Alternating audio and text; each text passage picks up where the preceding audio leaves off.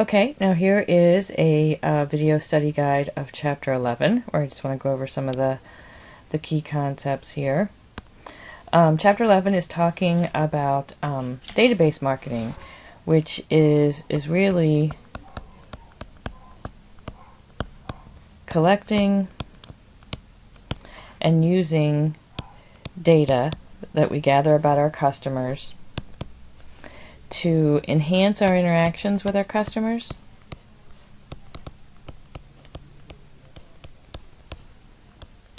and to develop customer loyalty.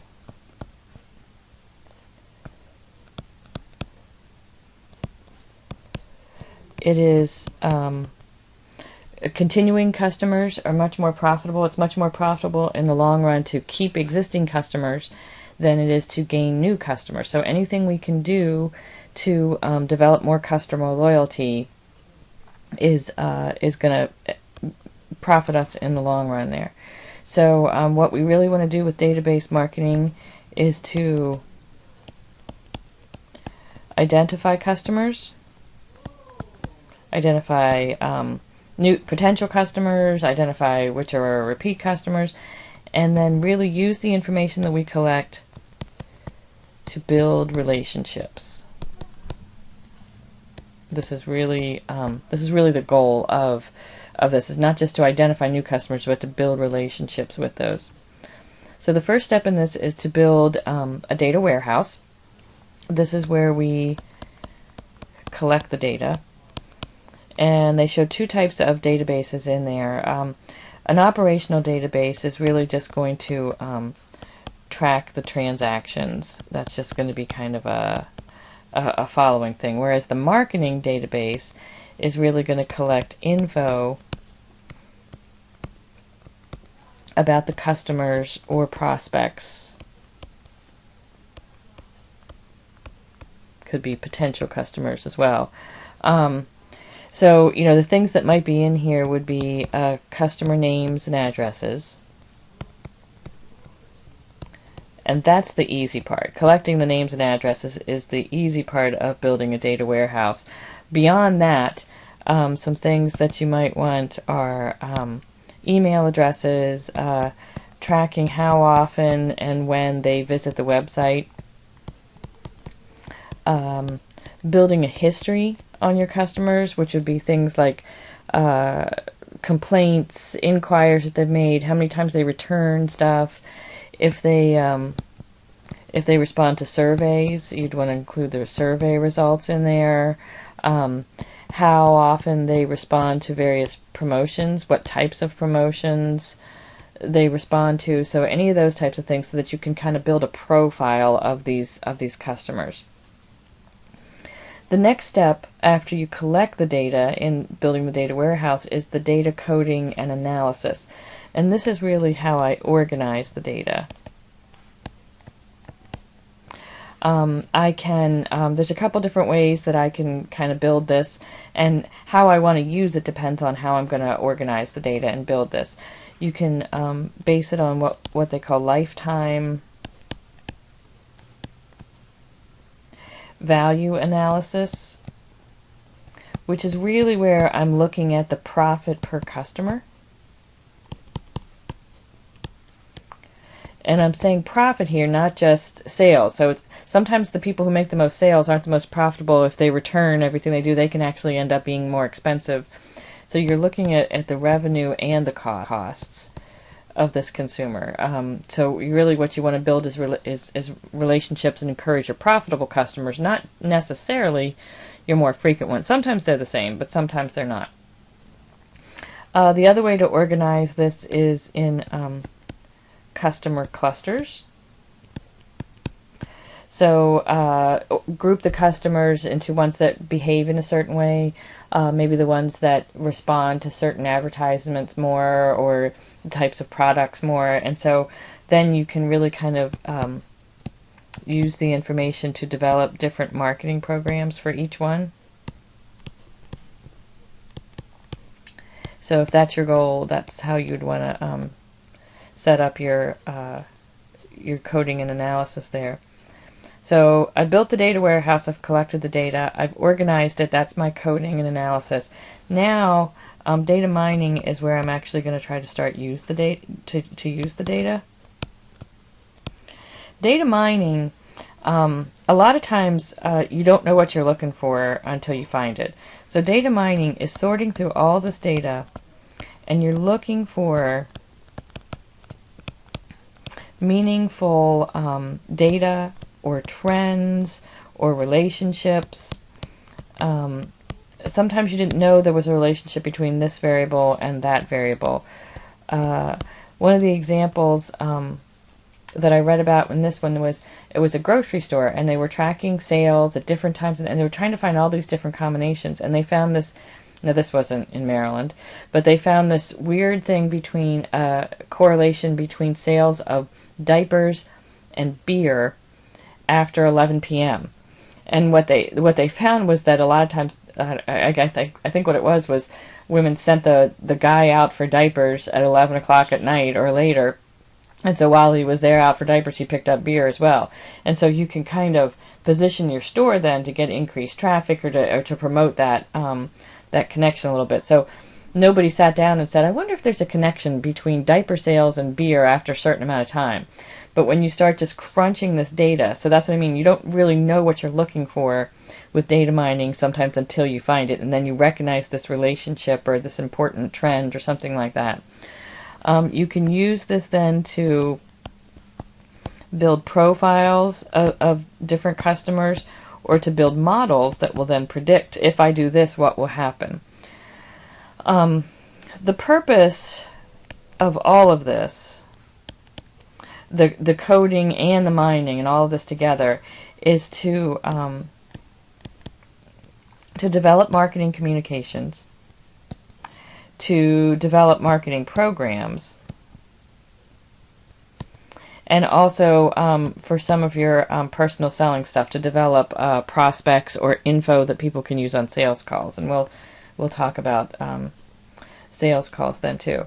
So so that's why you're trying to do all this. You're trying to build a profile of your customer or model so that you can develop the most effective communications, the most effective marketing programs, and send those communications and programs to the groups of customers who are going to respond to them the most, and then also to increase your sales for your personal sales force. So what it really means is you're using this information to make the most effective use of your marketing dollars, so that these promotions and these communications are getting to the right place. You're not wasting money sending offers to people who aren't going to use them, or that kind of thing. So it's really going to maximize your marketing budget if you can get the messages to the right places. So once I've developed all this data-driven marketing programs, and this is becoming increasingly critical. You can't really guess what your dollars are going to do out there. So most marketing programs are going to be data-driven now.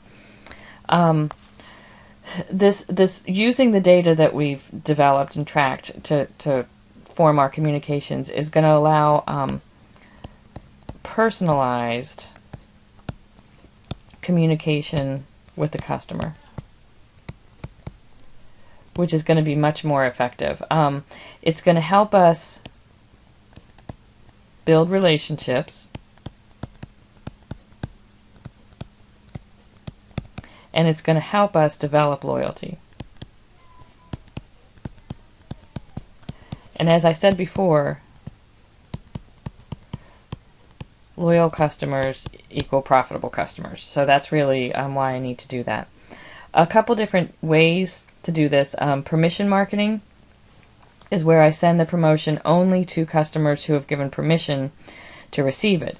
So these are going to have higher response rates because these people have said, yes, I want you to send me these promotional offers. So you're just naturally going to have a higher response rate. People aren't feeling like they're inundated and say, yes, I know I'm going to shop at Target. I want you to send me offers. So those have definitely a higher response rate. Also, another way to use those are frequency programs.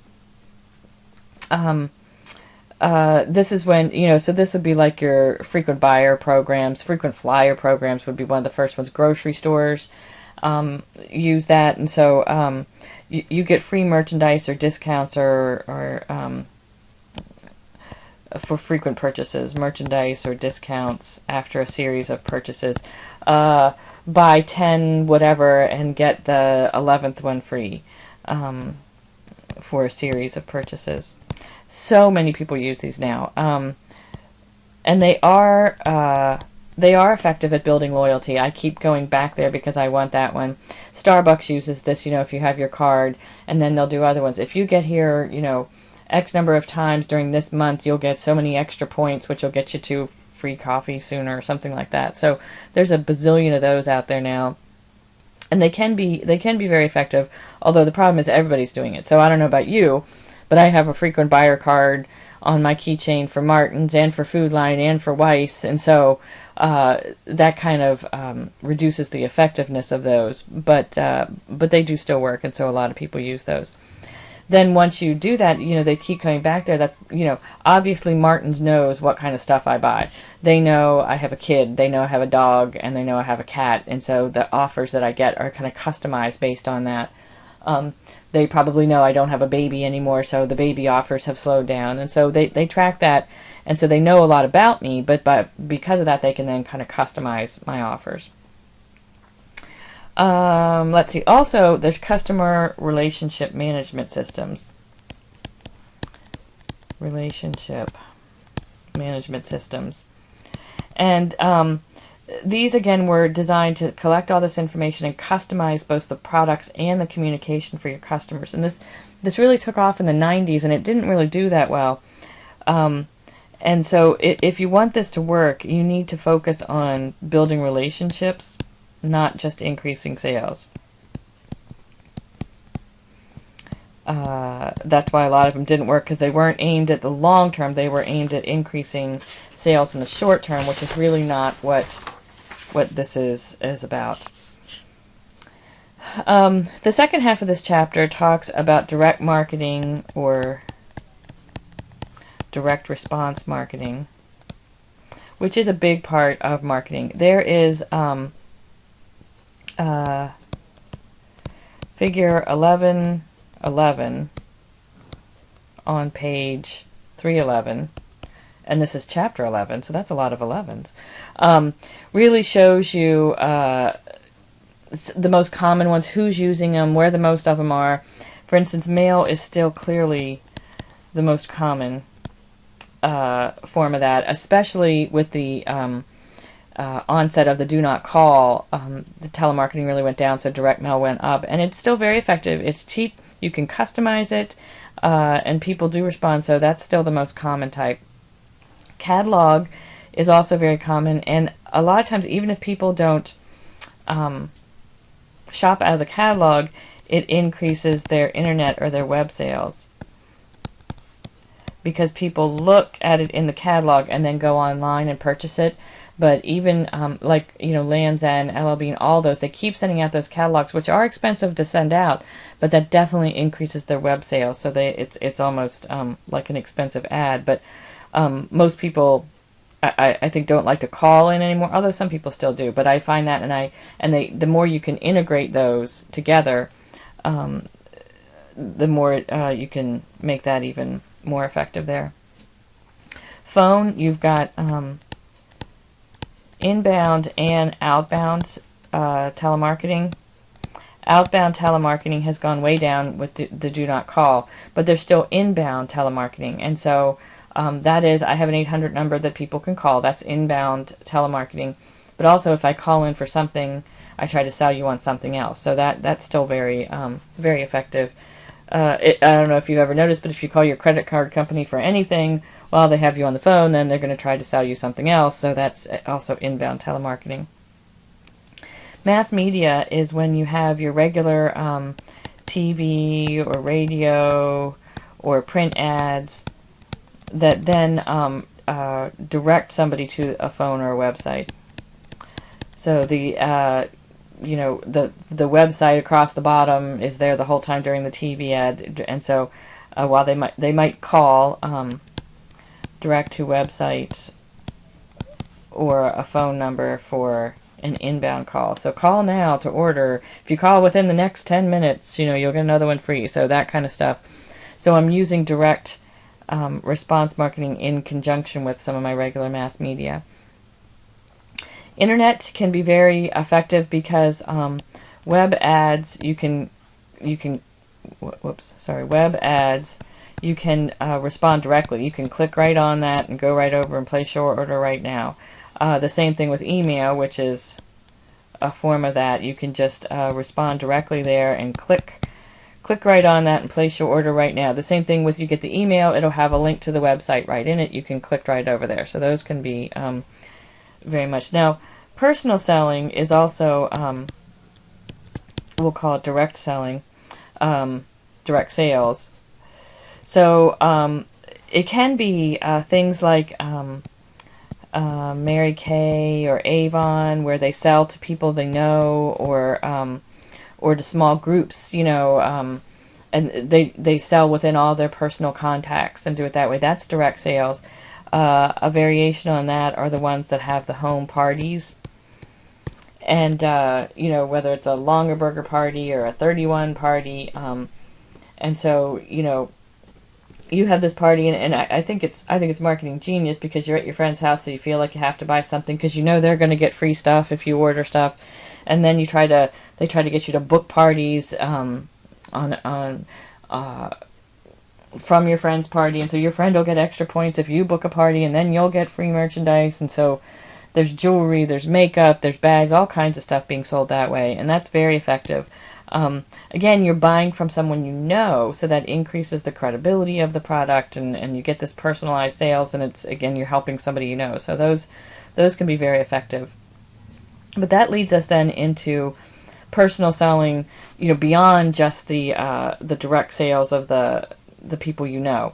So in personal selling, we're talking about, these can be business to business sales or business to consumer sales, and the process is basically the same. The first one is to generate leads, and there's a lot of sources that you can get for this. Referrals being the best source. So this is the best because, again, you're more likely to buy from somebody if somebody that you know recommended them. So current customers are often your best source of referrals. Do you know anybody else who's in the market for a car right now, or for a new roof, or whatever? You can also get leads from databases that we talked about earlier in the chapter, from networking, which will be especially in the business-to-business sales, directories. I get stuff all the time at school, so they don't know me, they just got my name because here's somebody who works at the college, and so I get them that way all the time. And then there's the old-fashioned cold calls. Once you have a list of prospects, not all of those are going to be viable, and you only have so much time. So you're going to evaluate your leads that you got over here based on not just the probability of making a sale or gaining a customer, but also on the potential profit or income you're going to make from them. You are probably not going to drive cross-country for a prospect where the potential sale is $50. It just wouldn't make sense. So you want to kind of rank them that way so you can spend your efforts where you're going to get the most. Knowledge acquisition is where you are then gathering info about those prospects. The more info the salesman knows going in, the more effective that's going to be, because that's going to lead to a couple other things, especially in business to business. If you're going making a sales call in a business, you better know a lot about what they do and how they do it. It makes you look more intelligent. It's going to help you in some of these additional steps here. And if you don't even know what kind of business they do, you're not going to be very successful in the rest of the steps. Sales presentation, you gather as much info as you can. You go in for the sales presentation. A couple different types of presentations would be the stimulus response, which is the old-fashioned canned sales pitch. I try to create some sort of stimulus that you will respond to. So telemarketing would be that type of thing, or sometimes like, I don't know, in a department store or something like that, where they're going to give pretty much the same pitch to everybody. A different type of pitch would be the need satisfaction pitch, where you are going to try to discover during the sales presentation what their needs are and then offer a solution to that. This means you need to listen. People think of a sales presentation as just talking, but the most effective salespeople are going to listen, and you'll see why when we get to these steps as well. So in order to discover what their needs are, you have to be listening during the sales presentation, not just talking. The problem solution approach is going to be more of a business-to-business one, because you're going to analyze to see what their problems are or could be, and then offer a solution. So that requires a little bit of more work ahead of time, but that's going to be, so this would be more business to consumer, or it could be business to business, whereas this one's going to be a little more in-depth and a little more complicated, and more, it'll take more time. There's also the mission sharing,